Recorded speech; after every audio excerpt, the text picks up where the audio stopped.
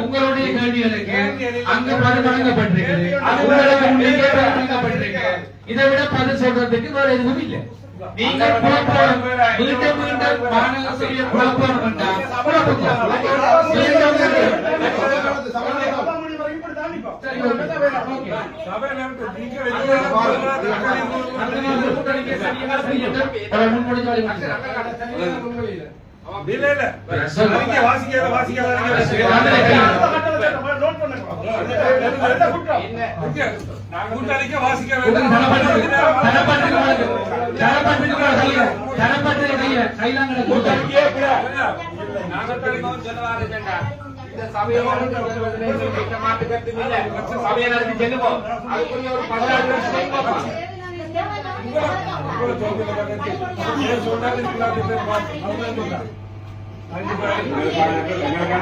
வழங்கி போட்டு குற்றம்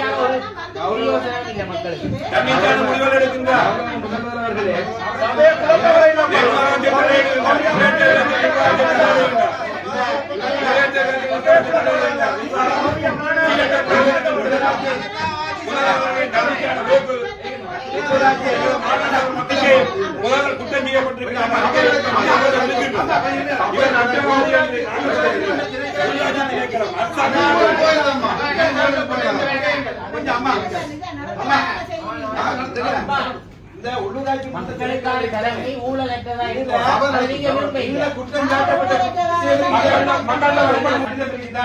இது தகவல் அறிக்கை சட்டத்தை கீழே ஒரு ஆள் போட்டு ஆட்சியை போட்டுதான் இந்த விசாரணை நடப்பட்டிருக்கு. இந்த கடிதம் எனக்கு கிடைக்கிற நான் இப்ப வாசிச்சு பார்த்தேன். நான் ஒரு விஷயம் கேட்கறது என்னன்னு சொன்னா, நாங்க 21 மெம்பர்ஸ் இருக்கிறோம். இதுதானே ஒரு குறிப்பிட்ட ஆளுநர் தான் இதை விசாரிக்கிறாங்க. அடுத்த சைடு விசாரிக்கிறோம். ரெண்டாவது அடுத்தது என்னன்னு சொன்னா, இந்த இவ்வளவு செஞ்ச இவ்வளவு விசாரணைகள் இவ்வளவு செஞ்சு குற்றம் சாட்டப்பட்ட ஒரு ஆளை ஏன் கெசட் பண்ணி வைக்க கூடாது? இவர் கொஞ்சம் கேள்வி என்ன கருத்து சொல்ல. அடுத்தது என்னன்னு சொன்னா, ஒரு தொடர் நடவடிக்கை செய்தாலும் இன்றைக்கு உயர் நீதிமன்றம் சபையை நடத்த சொல்லி அனுமதி வழங்கப்பட்டது. உயர் நீதிமன்றம் அண்ணன் எந்த கருத்து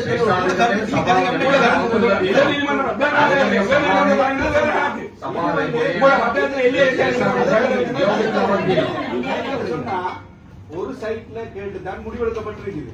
அடுத்த சைடையும் அது நான் இதுல உள்ள இது விசாரிச்ச ஆட்கள் 2 சைடையும் கூப்பிட்டு விசாரிக்கணும். முதல் விஷயம். அடுத்தது என்னன்னு சொன்னா, இது நீங்கள் ஒரு முதல்வர் வந்து குற்றம் சாட்டப்பட்ட ஊழல் செய்யப்பட்ட ஒரு நபராக இருந்தால் ஒரு உள்ளூராட்சி மன்ற இதுல வந்து தெரிவு வந்து எப்படி நடக்குது?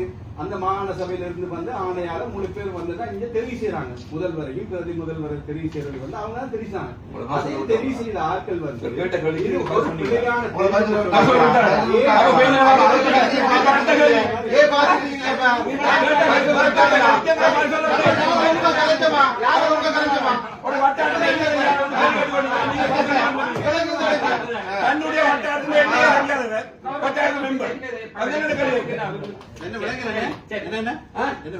நீங்க கேட்ட கேள்விகள் வழங்கப்பட்டீங்களா? இல்ல எப்படி அடுத்த கேள்வி கேட்பீங்க?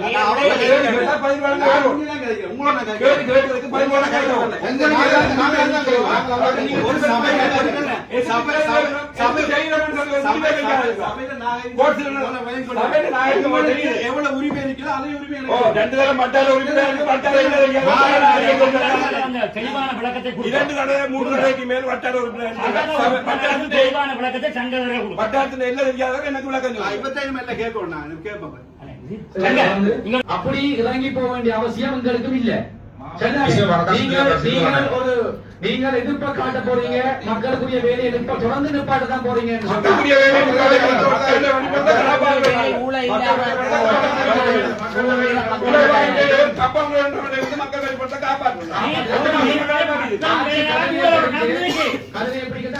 மக்கள் ஊழல் வந்திருக்கு. நீங்க கையிருக்கிற ஊழல் விசார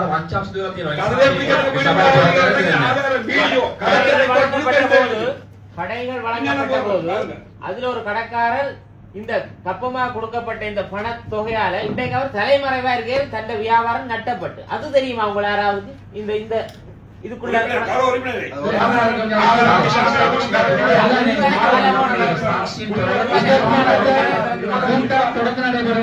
கூட்டம் தொடர்ந்து நடைபெறும்.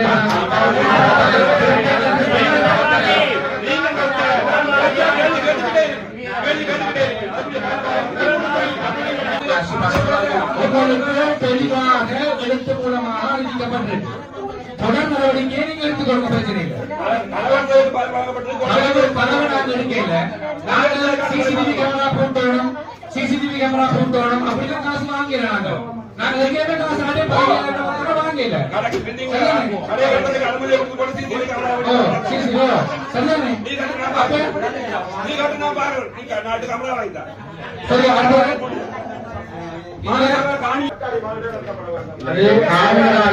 ஆளுநரால குற்றமாக இருந்தால் ஆளுநரால நிறுத்தப்படும்.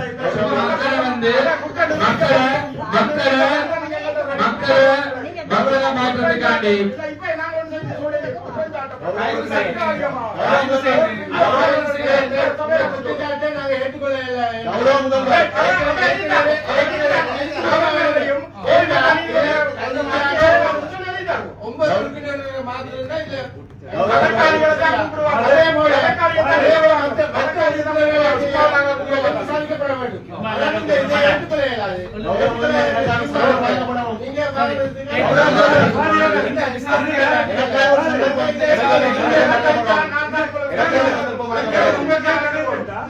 காசுகளை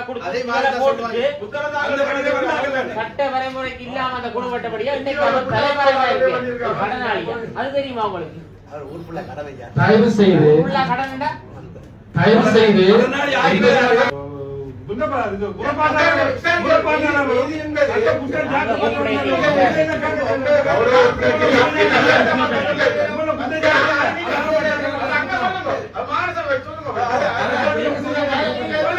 இது வந்து கேள்வி வந்து நாங்க சேர்க்கேன் சரிதானே, அது வேற புறப்பாடு.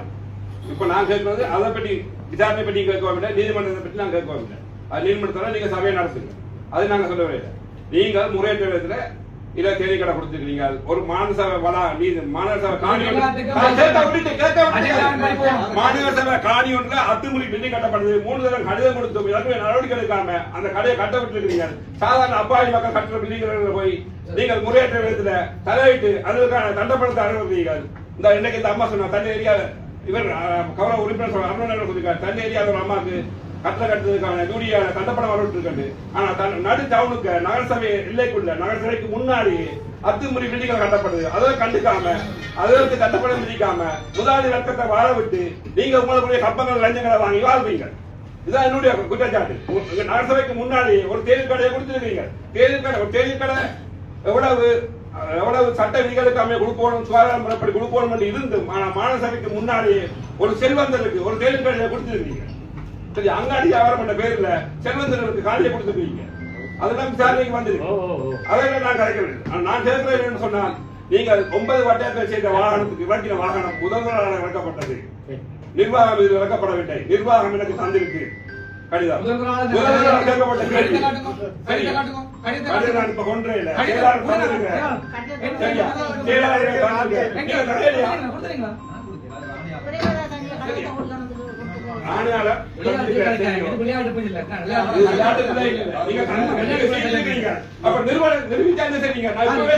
போய் அதுக்குரிய ஆதாரத்தை கொண்டு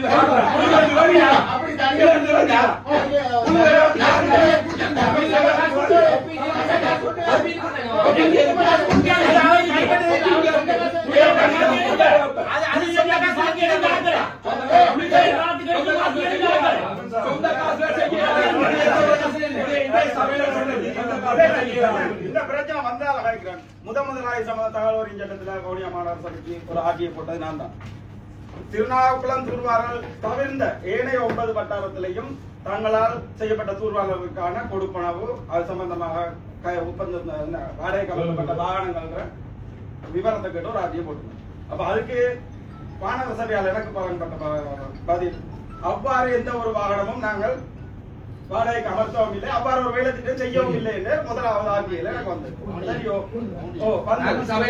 வந்தது கொஞ்சம் வந்தது. அப்ப நாங்கள் எல்லா எவிடன்ஸும் உதாரணமா எங்கட வட்டாரத்தில் நடந்ததை எங்க கௌரவ உறுப்பினர் லரிப் அவர்கள் போட்டோ எடுத்து பேஸ்புக்ல போட்டுருக்காரு. என்னன்னா அந்த இயந்திரம் வேலை செய்து அவர் நீக்கிறார்.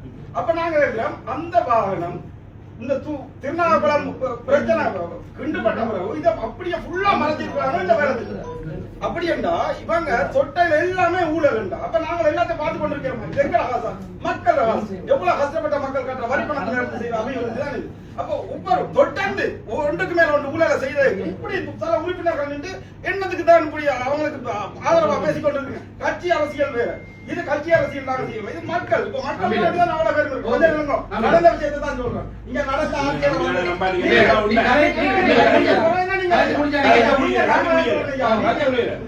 குற்றச்சாட்டு உங்கள் மீது இருக்கிறபடியால நீங்கள் இந்த சமயம் உங்களால நான் உங்களுக்கு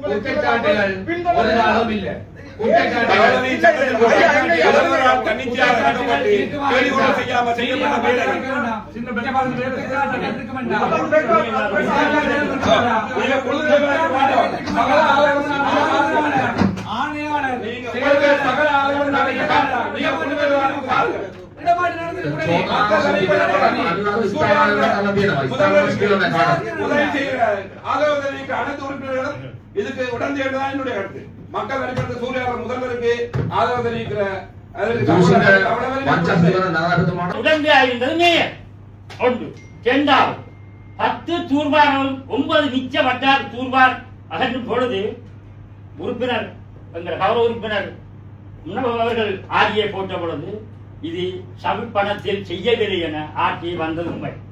இரண்டாவது இதுக்குரிய உளவு இயந்திரம், இதுக்குரிய பைக்கோ எல்லாம் சொத்து சபையின் சொத்தா என்று கேட்ட பொழுது இல்லை. இரண்டாவது ஆட்சியே மூன்றாவது ஆட்சியே முதல்வரால் இது அமைக்கப்பட்டிருக்கிறது என்று சொல்லி ஆட்சியை வந்திருக்கு.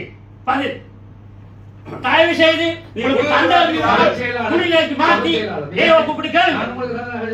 முதல்வரால் அமைக்கப்பட்டிருக்கு.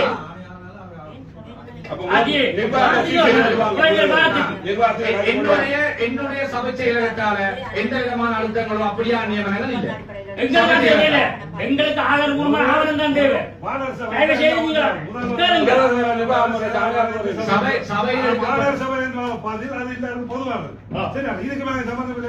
அந்த ஆதாரத்தை அந்த மாநில வந்து ஆட்சியை தாங்க ஆட்சியில பதில்ல எதுவுமே செய்யப்படவில்லை என்று வந்ததை முதல்வர் சொல்லி வந்த கடைசியா நிர்வாகத்தை கூப்பிடுங்கள்.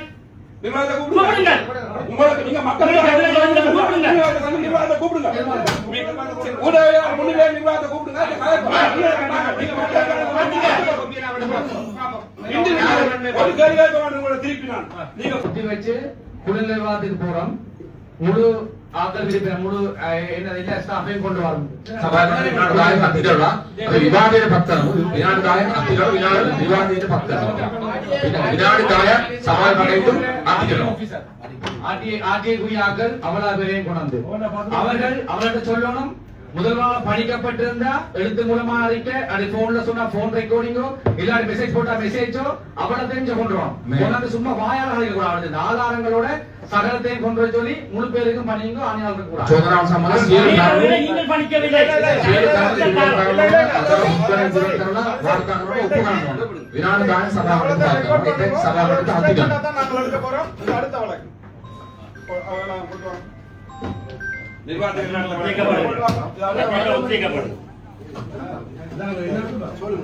அலுவலகம் வரும்போது அவருடைய கோவை சரியா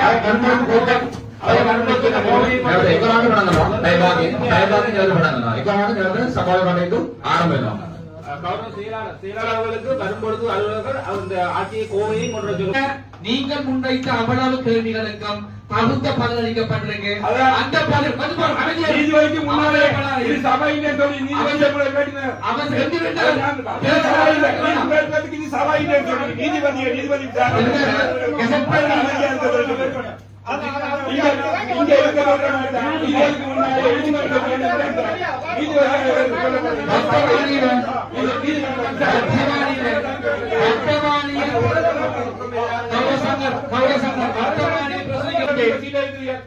எல்லாம் தெரியும்.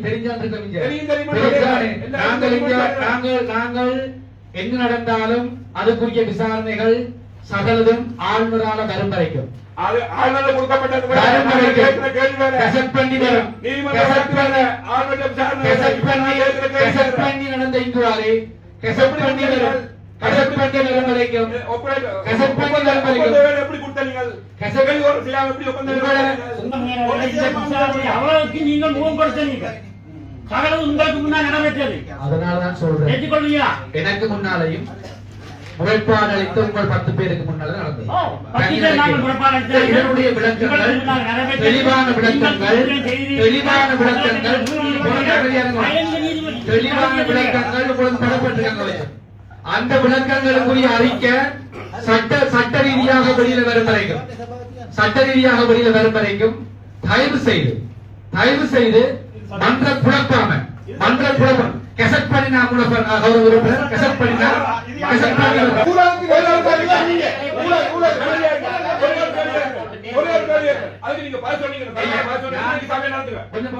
கொஞ்சம் பொறுங்க நானும் சில கேள்வி கேட்க போறேன் விரும்ப நான் கழிச்சு முடிய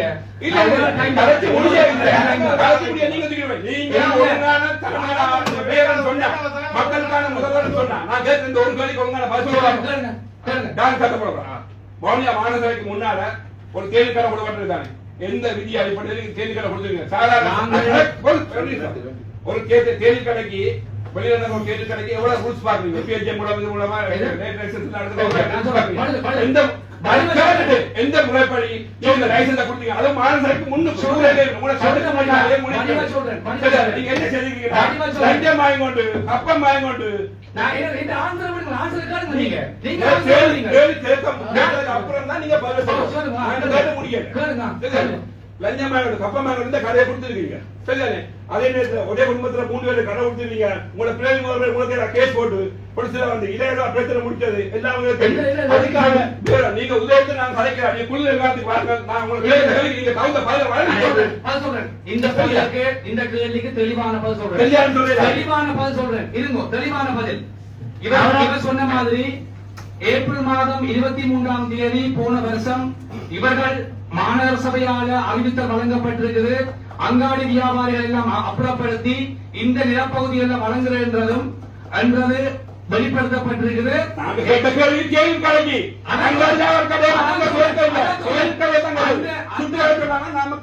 மட்டும்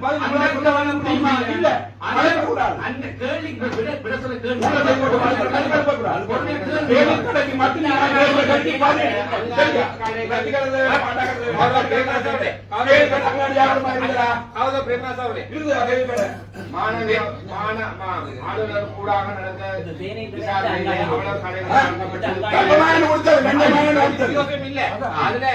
கடையா இருக்கட்டும் போன் சோப்பா இருக்கட்டும் மல்டி சோப்பா இருக்கட்டும் உண்டு எடுத்து வச்சுக்கொண்டாங்க. இப்ப நான் இந்த சபையில பக்கத்துல இருக்கிற காவல் உறுப்பினர் அர்த்தம் சொன்னது போல எங்களுக்கு சில விஷயங்கள் நடைமுறைப்படுத்த இருக்கிறாங்க பக்கத்து அவருக்கும் சரி அவங்க இந்த சபையை நடத்தி சொல்லணும்ன்றதுல எங்களுக்கு எந்த மாற்று கருத்தும் இல்லை. இந்த சபையை நடத்தி எங்களுக்கு மக்கள் தேவை மக்களை பெருக்கிறார் எல்லாருக்கும் முக்கியம் என்றால் தயவு செய்து நாங்கள் இந்த சபையை கொண்டு நடத்துறதுக்கு ஒரு மேயர் இன்றைக்கு ஒரு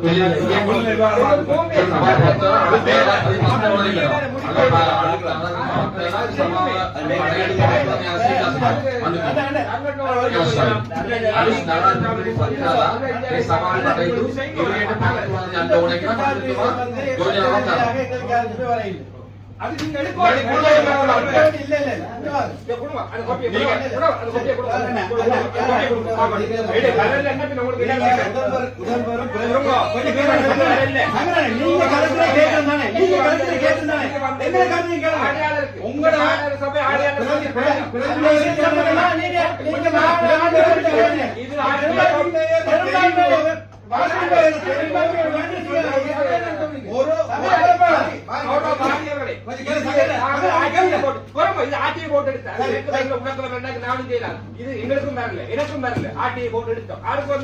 இந்த மாநகர சபை ஆணையாளருக்கு வந்தது, ஆட்சிலிருந்து வந்தது, உள்ளூராட்சி ஆணையாளர் வந்தது, இதை பற்றி வந்தது, முதல்வர் செய்த 8 குற்றத்தை பற்றி வந்திருக்கு. நீங்க பிரதி முதல்வர் அவருடைய தெரிவு பிளண்டு சொல்லித்தான் நீதிமன்றத்தில் வழக்கு தாக்கல் செய்யப்பட்டது. அது சம்பந்தமாக வந்து வழக்கு 8 மாதமாக நடந்து கொண்டிருக்கிறது. அதுக்கு பிறகு உயர் நீதிமன்றத்துல ஹைகோர்ட்ல வந்து ஒரு தீர்மானம் கொண்டு வந்த விஷயம் தான் எங்களுக்கு தெரியும். எப்படின்னு சொன்னா, சபையை முடக்க இயலாது, முதல்வர் தலைமையில வந்து சபையை நடத்தலாம், பிரதி முதல்வர் வந்து அவர் வந்து சபைக்கு செல்ல முடியாது, உறுப்பினராக இருக்க முடியாது. கேளுங்க, என்ன கருத்து கேளுங்க. அதோட வந்து அவர் வந்து அவருடைய டிசிக்னேஷன் லெட்டரை வந்து செயலாளர் கொடுக்கும் போது அதை செயலாளர் ஏற்றுக்கொண்ட விஷயம் தான் எங்களுக்கு வந்ததை ஒழிய இந்த முதல்வர் இருக்கக்கூடாது, ஊழல் செஞ்சுக்கிறார், இவர் இருக்கக்கூடாத விஷயம் எங்களுக்கு வரையில முதலாவது விஷயம். அடுத்து நான் உயரிய சபையில கேட்கிறேன், நீங்க இவ்வளவு இதுக்கு சொன்னா அந்த பிரதி முதல்வர் தெரிவு பிளன்னு சொல்லி போட்ட நீதிமன்றத்தில் போட்ட வழக்கு தீர்மானம் தான் இது. அதே மாதிரி முதல்வர்